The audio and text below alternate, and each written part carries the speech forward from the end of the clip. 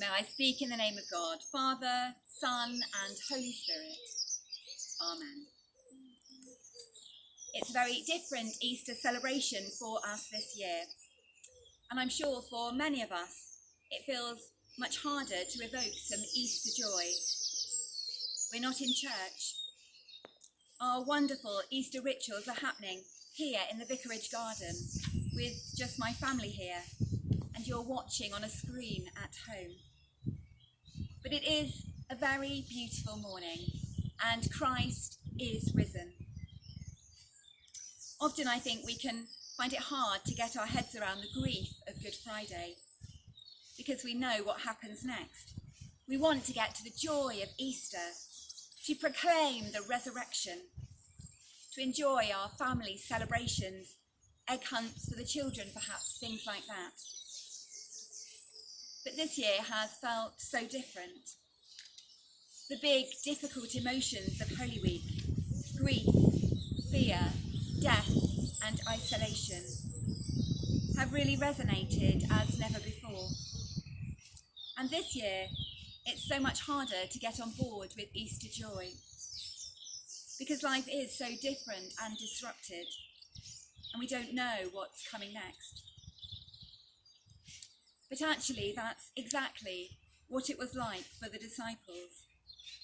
Their Easter joy came into deep fear, grief, and isolation.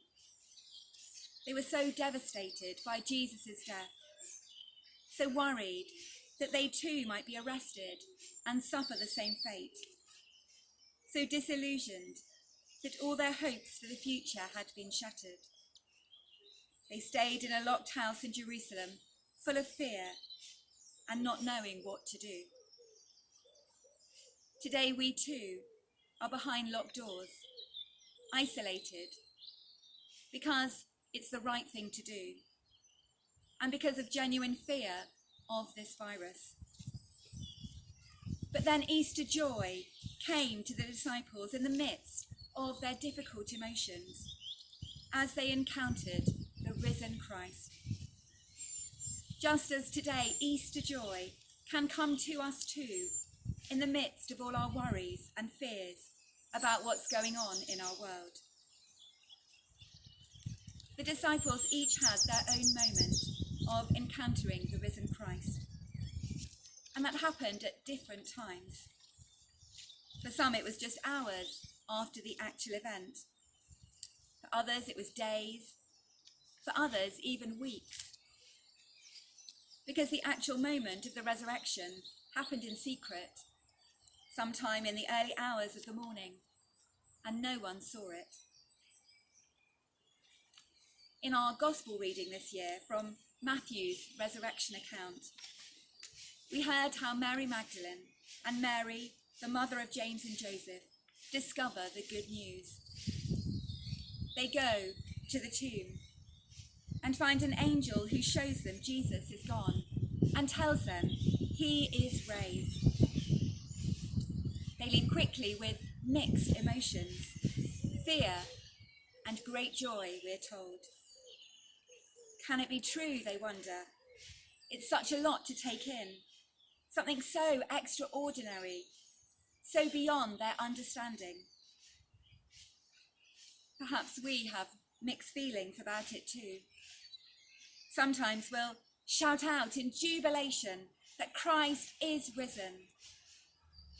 At other times we'll struggle to believe and wonder how to make sense of it. But then the women meet Jesus, and they fall down at his feet and worship him.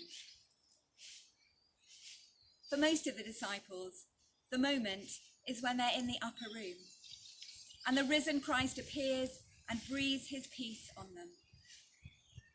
For Thomas, it's a week after that, when Jesus invites Thomas to touch his wounds and believe.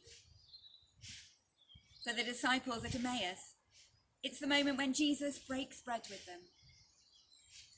For Mary Magdalene in John's Gospel, it's the moment when Jesus calls her name and she realizes he's not the gardener, but her risen Lord. All of these resurrection stories take place after the actual resurrection event. But each is a transforming moment for the person as they encounter the risen Christ, and their despair is turned to joy and hope.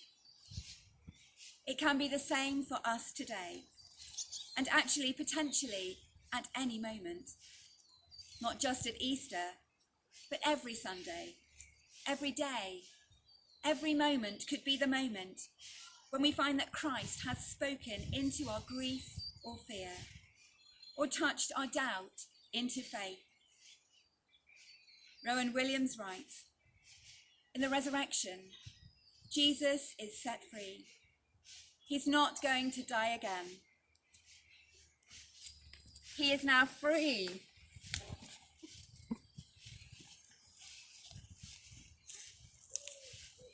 Let me start that bit again.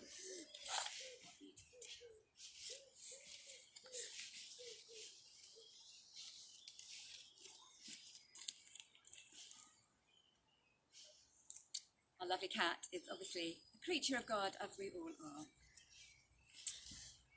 Rowan Williams writes, "In the resurrection, Jesus is set free. He's not going to die again. He is now free to act eternally, unceasingly, without limit, and to be with each one of us. Wherever love overcomes hate, wherever hope overcomes despair, there is the risen Christ. And I pray that you may know him in our worship today, wherever you are. So however hard it might feel this year, let's praise and celebrate our life-giving God.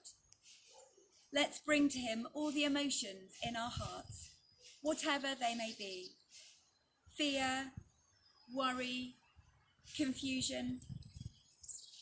And let's ask that he will give us what we need, that he will open our hearts to our risen Lord and help us proclaim with joy and hope, Alleluia, Christ is risen. Amen.